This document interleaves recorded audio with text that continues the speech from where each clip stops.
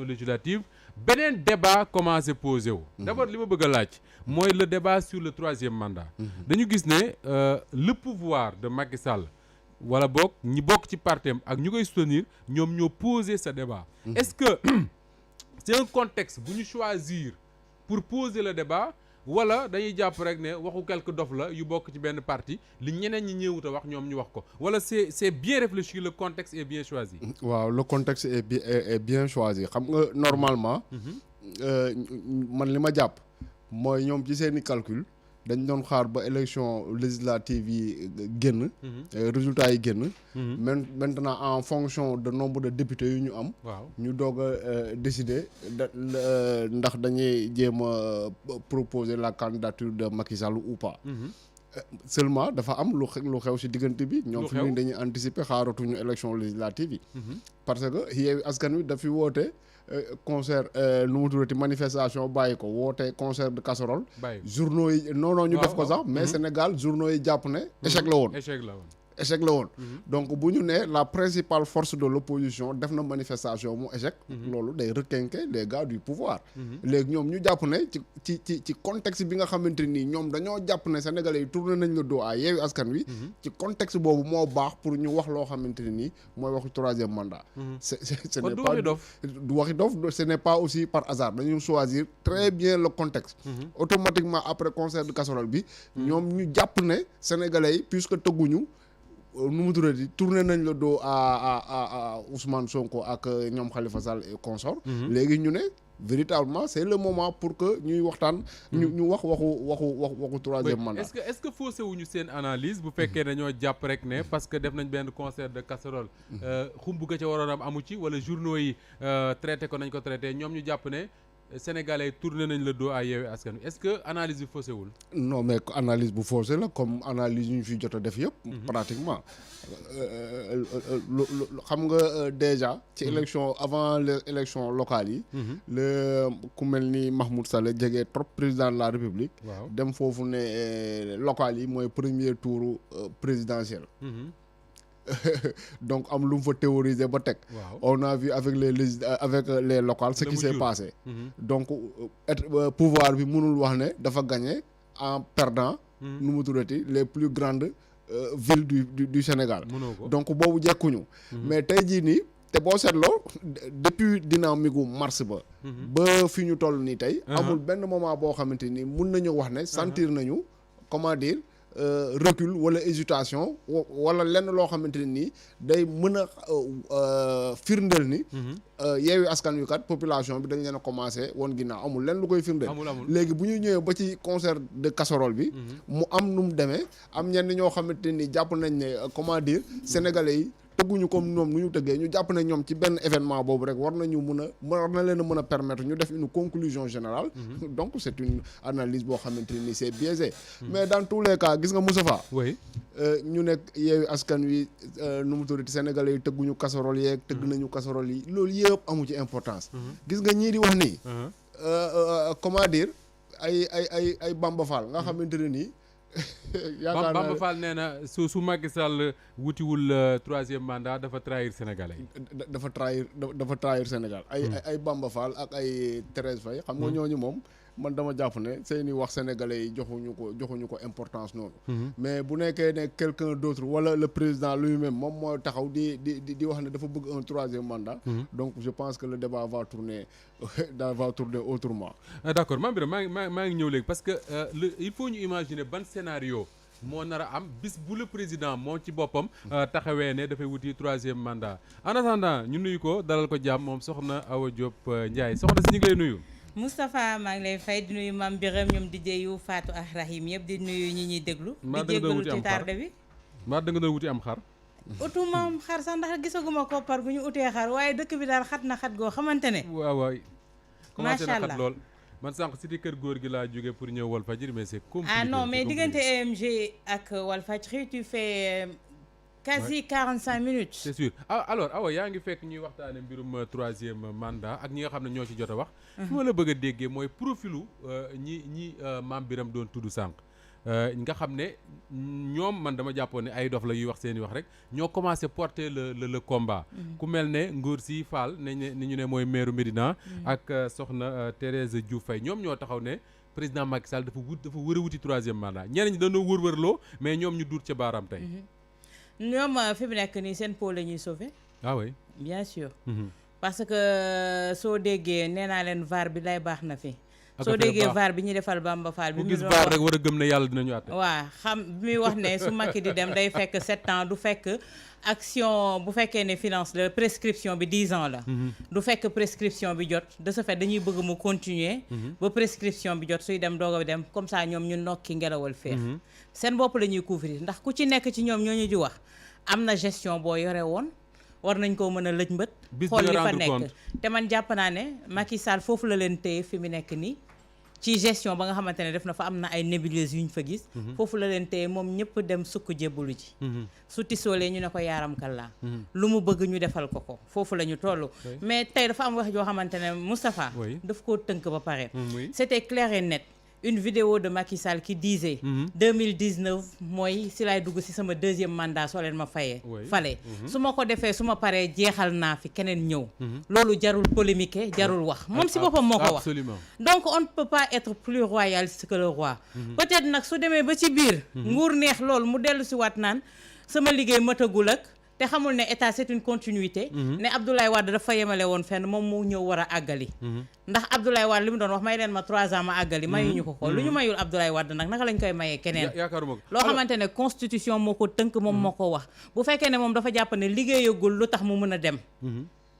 loolu ça n'engage que moom ak ñi nga xamante ne ñoo di ses collaborateurs yi mu doon liggéeyal mais constitution dafa am lu mu tënk ne lii boobu nag fa la ñu war a yem ku dee góor ci loolu ngay yem ndab kenn du ko ñiid alors Mame Birame Awa mi ngi wax ne président Macky Sall réglé na problème bi moom ci boppam parce que wax na ko plusieurs fois bind na ko ci constitution wu Sénégal mais moom ci boppam bind na ci livre am ne amul droit nekk candidat 2024 te dañ koy fàtte waaw le Sénégal au cœur le Sénégal au cœur ci la ko bindee bind na ko si tout à fait non xam nga question boobu moom non seulement président Macky Sall réglé na ko mais ses plus proches collaborateurs réglé nañu ko te Moustapha xam nga loo xamante ne ni lu xel mënul nangu mooy que ñu ne il y a juste 10 ans sénégalais yi wàcc nañ ci mbedd mi nit ñi reyante fi parce que dañ doon bañ 3e candidature mais xanaa c'est que le président Macky Sall moom dafa xamul ne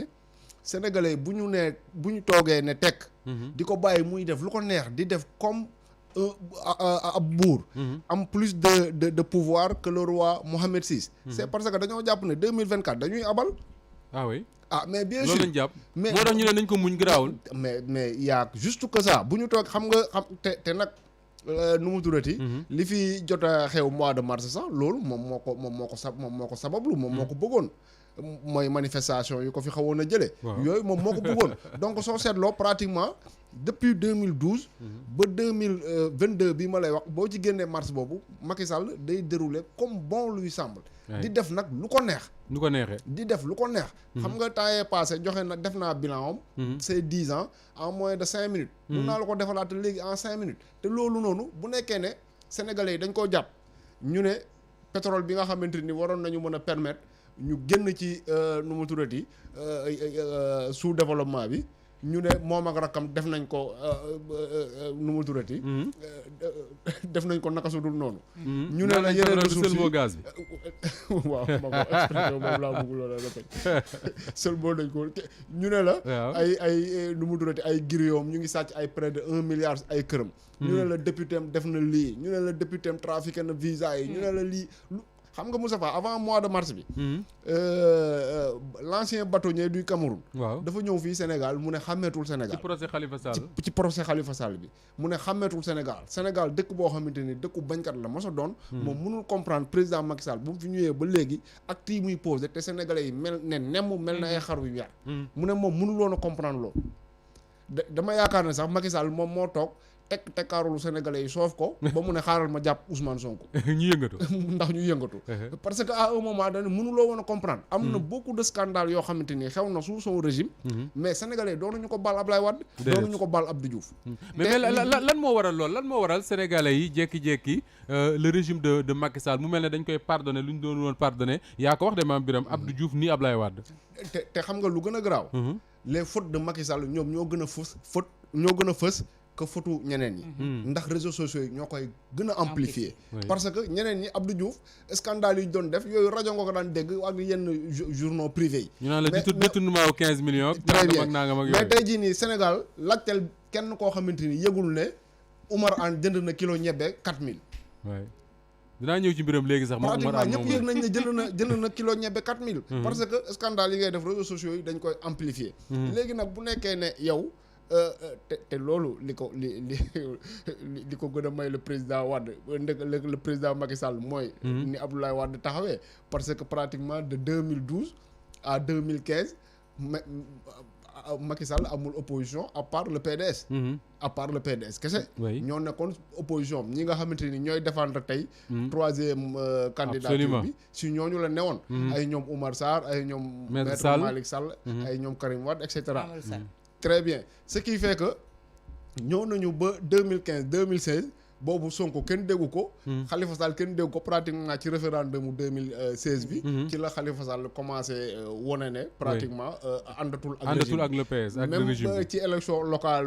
2014 bi muy dóor fii Mimi Touré mu ngi woon toujours ci Benno Bokk Yaakaar ñu koy négocier mais bu ñu demee ci ba ci comment dire référendum boobu mu ne non très bien mu voté non ci la ñu gis un certain détachement mais dans tous les cas xam nga Khalifa Sall moom opposition républicaine la xam mooy lañ daan def temps Ablaye Wade nekkul opposition boo xamante ni mën na tere Macky Sall mais Khalifa Sall bi ma dégg démb Ziguinchor mel na ni génn na ci loolu de génn na ci loolu man de loolu ay dinañ porte plainte jéngu bi daal warul yem ci des propos il faut poser des actes mais justement jéngu boobu ak poser des actes awa foofu laa bëgg ñu taxaw moo di ne Sénégalais yu bari dañoo jàpp ne coowal troisième mandat dañu jàpp ne coowu parti politique yi la am na ñoo xam ne dañ naan waaw da lu tax parti yi duñ ci wax lu tax duñ ko def un combat est-ce que si jamais ñu dem ba à un certain moment le président Macky Sall déclaré ne li ma waxoon yëpp wàcc woon ko guuxaat naa ko damay wuti troisième mandat est-ce que su boobaa du nekk un combat des Sénégalais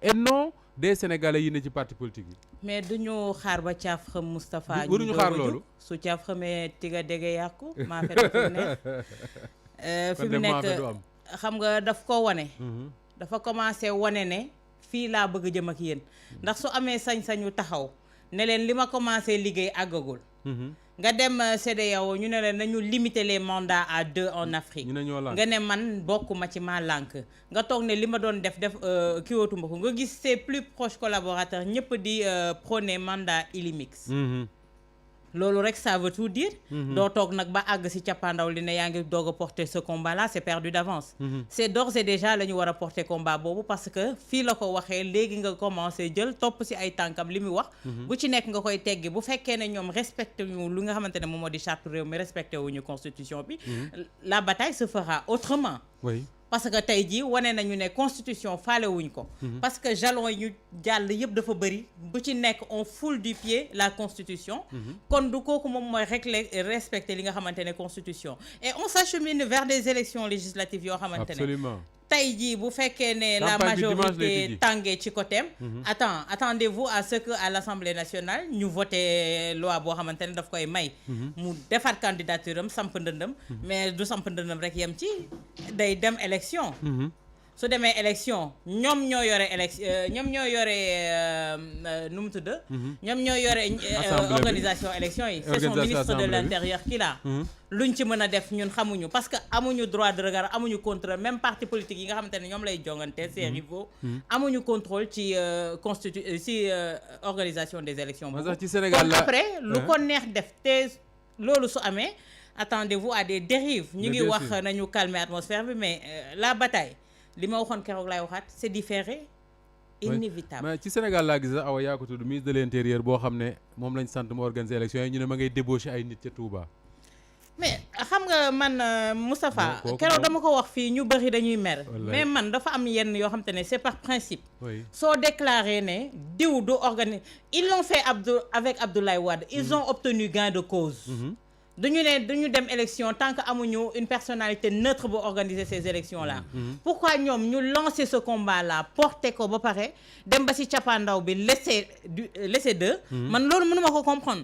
soo porter benn combat il faut y aller jusqu'au bout advienne que pourra man loolu laa gëm par principe loolu lay défendre d'accord alors Pape Sané daanaka dama waroon nuyu rek daal lay tàgguwaat parce que mais nuyu naa la dalal la jàmm mais fay naa la moom maa ngi jégalu nag yoon moom damay jégalu mais dafa mu ngoog rek non dëkk bee seere waaw geex na dëkk bi c'est compliqué j'ai garé ma voiture jël taxi wàccaat jël Jakarta xam nu mu tudd cak pour egsi non mais léegi nag dañuy def comme maam Biram quoi comme xam nañu dëkk bi dafay xat ñuy añu si fii rek midi ma ñëw waaw par respect pour ñuy déglu alors ñi ngi doon wax si affaire troisième mandat maam Biram dafa wax sànq benn affaire et il le répète très souvent mooy sénégalais yi bu ñu nangulee régime Macky Sall li ñu ko nangul yëpp boobu ba léegi muy tëj di dóor di def ñuy muñ c'est parce que dañoo gëm ne 2024 dañeen jàll ci leneen day jeex alors si jamais en 2024 avant ñu ak 2024 awa mu ne bu ñu xaar mais si jamais mu déclarer sa candidature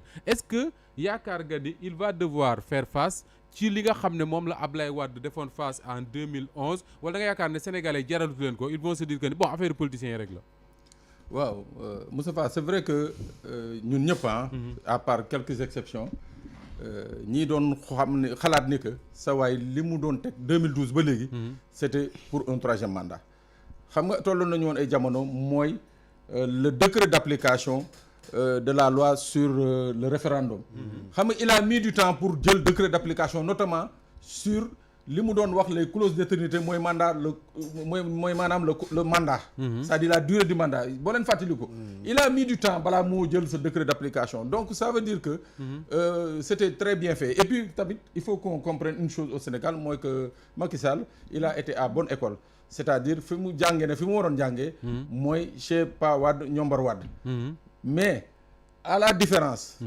des deux mooy que kële foncièrement il a des valeurs démocratiques c'est-à-dire am na la nga xam ne moom du ci àgg kii il nous dit qu'il est démocrate mais je pense des fois li maître Ousmane Ngom doon wax ci Ablaye Wade naan il parle comme un démocrate il agit comme un dictateur je crois que tey jii maître Ousmane Ngom su mënoon dellu soir sur la scène politique sañ na wax loolu ci kii nga xam ne mooy jiite tey Sénégal mais effectivement ndax xalaat na ne que lii Sénégalais yi réservé woon Wade moom duñ ko réserver il peut le penser parce que depuis lors il n'a fait que poser des actes et des jalons yi nga xam ne moom lay Mame Birame di rappeler chaque fois am nay soldats ak takk der yu bari de moom voilà ak moyens yu bari c'est vrai que am nay soldats am nay takk der mais Moustapha xam nga tamit dafa am la nga xam ne lu am solo ci réew boole motuñu 100 000 voilà non motuñu c'est-à-dire 17 millions de Sénégalais soo waxee chiffre bi sax ñu topp la pour waaw pour atteindre xaw ma la waxuñu chiffre dañ ne matuñu nangam waaw mais en tout cas daal li leer ba leer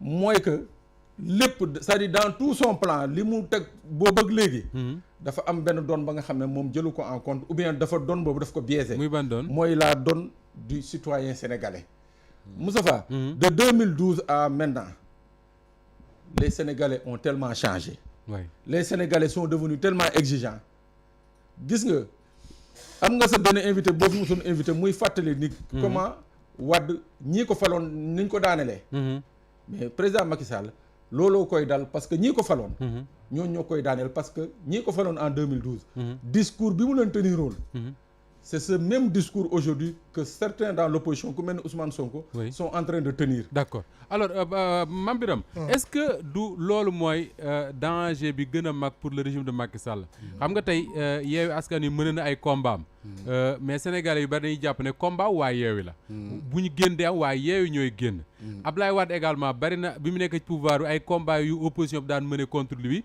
ay fiches électorales yu bari Sénégal danoon jàpp ne combat wu politicien la mais affaire du troisième mandat est-ce que le camp Macky Sall nekkul di créer un camp du non boo xam ne non seulement dina dina regrouper l'opposition mais dina regrouper toutes les autres forces yi nga xam ne ñoo combattroon la troisième candidature d'Ablaye Wade. Absolument xam nga jusqu'à présent ñu ngi naan ñi dañuy conjuguer opposition sax au pluriel. waaw dinaan y a plusieurs oppositions. Absolument. parce que ñii dañuy am na sax ñu tuddee les opposants à l'opposition. les opposants à l'opposition donc loolu sax am na fi mais comme nu nga ko waxee débat wu troisième candidature loolu yaakaar naa ne forcément day créer benn clivage. oui maanaam oui wala non. oui amul oui mais amul non c'est-à-dire. amul waaw. bu boobaa ku nekk di nga tànn sa camp. très bien mais bu boobaa ñii nga xamante par exemple su ma jëlee exemple yu ndaw rek waa Aar Sénégal. Aujourd'hui mun nañu wax ne amuñu raison pour topp Yewwi Askan Wi pour ñuy xeex ndax seen liste. Oui. Ils ont parfaitement raison de le dire. Oui. mais suba mënuñoo wax ne du ñu ànd ak Yewwi Askan Wi pour contre le troisième mandat. Oui. te comme nu mu valable ci Aar Sénégal noonu lay valable ci Bougane noonu lay valable ci keneen ak keneen ak keneen.